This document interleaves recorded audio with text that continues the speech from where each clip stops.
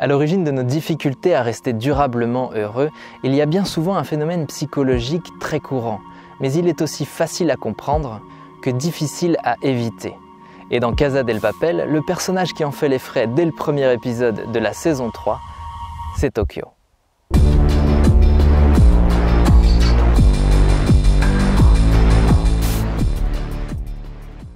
Imaginez, vous avez tout ce que vous voulez. Vos rêves d'abondance et de liberté sont déjà réalisés. Et malgré cela, vous n'êtes pas heureux. Au bonheur, vous vous êtes habitué, puis lassé. Maintenant, vous désirez autre chose. Il vous faut du mouvement, il vous faut mieux, plus grand ou différent. L'ennui vous habite et votre monde devient fade. C'est ce qui arrive à Tokyo. Ça, c'est les Caraïbes. Depuis 2 ans, ma vie ressemble à une comédie romantique. On pêche pour se nourrir. On est nu, sauvage, mais dans un certain luxe.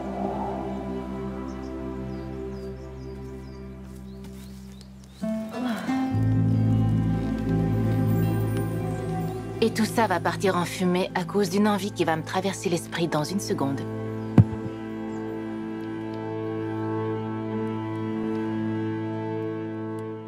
Plutôt que de choisir un moment pour réfléchir aux conséquences de ses désirs, elle prend une décision radicale. Je ne sais pas combien de temps ça durera. Fais comme si on n'allait pas se revoir.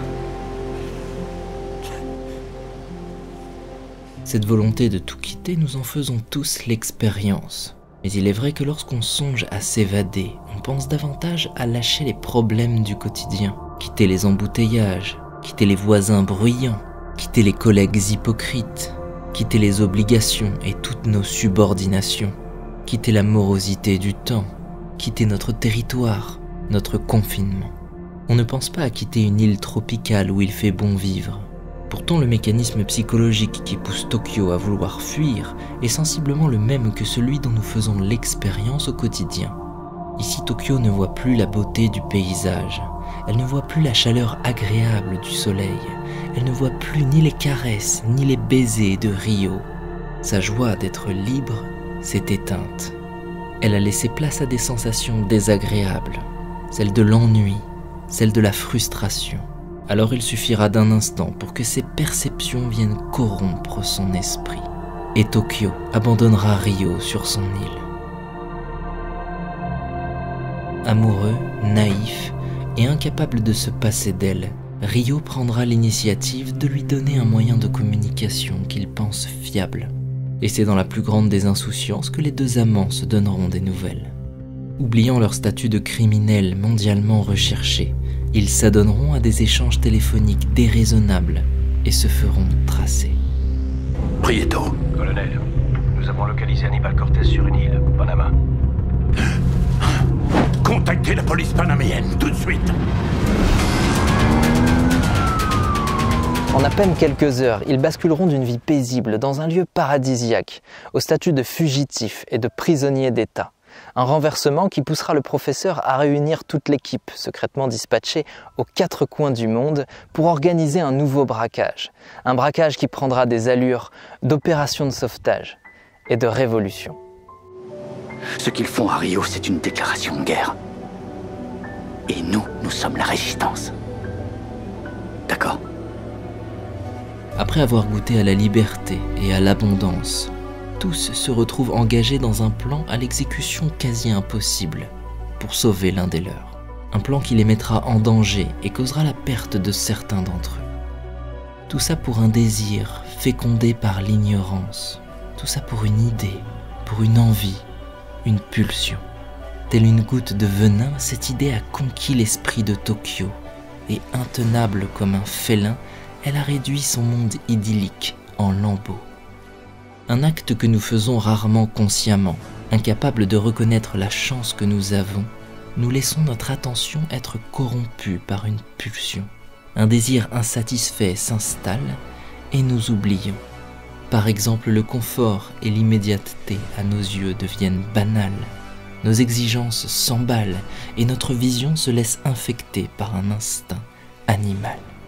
En psychologie, on appelle ce poison l'habituation hédoniste. C'est un phénomène d'usure et d'accoutumance envers ce qui nous rend heureux ou joyeux. Ce terme montre la limite d'un modèle d'existence poussant essentiellement à la recherche de plaisir et à l'évitement de la souffrance. Dès lors qu'une source de bien-être est présente quotidiennement, nous l'oublions et elle perd ce pouvoir de nous rendre heureux. Nous adorons tout ce qui est nouveau, mais nous nous y habituons rapidement, puis cessons de l'apprécier. C'est vrai pour les vêtements, pour la nourriture, pour la musique, pour les meubles, pour les pâtes, pour le papier toilette, pour les douches chaudes, pour le petit café en terrasse, les restaurants entre amis, et parfois même pour les gens, les relations et tous les petits plaisirs de la vie. Une fois considérées comme acquises, toutes ces choses ne sont plus une source de bonheur, et nous préférons rêver de ce que nous n'avons pas et qui sans doute comblera nos ardeurs. Cette quête de satisfaction permanente engage une lutte implicite contre l'insatisfaction et propulse l'esprit dans un jeu d'avidité et d'aversion. Un jeu sans fin rendant impossible l'atteinte d'un état de réelle abondance, de quiétude et de paix. Toute la société de consommation est bâtie sur cette recherche de mieux, de meilleur et de croissance. Un modèle qui, se nourrissant d'illusions, nous fait oublier la simplicité du bonheur et l'importance d'entraîner notre esprit à savourer ce qui est bon, ici et maintenant, plutôt qu'à convoiter ce qui était mieux hier ou le sera demain.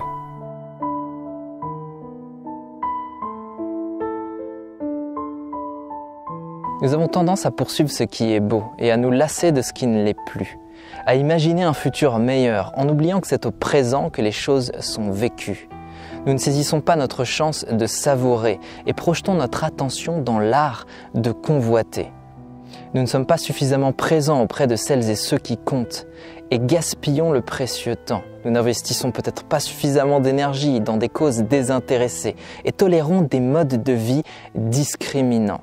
Nous maîtrisons mal la balance entre le repos et l'activité et laissons notre monde intérieur être ballotté entre la peur de tout perdre et l'envie de tout quitter.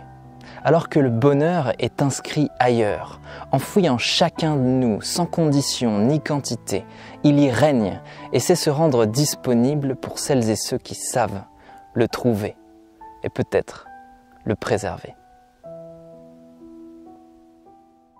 Tous les 5 jours, il y a un changement dans la nature et tous les 5 jours, vous pouvez voir ce changement. Et à chaque toute petite étape, une nouvelle chose apparaît. Et je trouve que c'est magnifique. Et c'est très lié aussi à notre monde intérieur, dans le sens où on ne peut pas d'un seul coup, sous prétexte qu'on a compris quelque chose, basculer vers un état de bonheur ou de béatitude. Il y a forcément un processus, et ce processus, il peut être parfois très subtil et mérite forcément d'être nuancé. Alors si vraiment ça vous intéresse, que vous avez conscience que c'est un processus, je vous invite simplement à me rejoindre dans les mails. Je vous envoie 1 à 3 mails par semaine, simplement pour partager des connaissances, des outils pratiques et des exercices pour entraîner votre esprit à bâtir votre propre bonheur.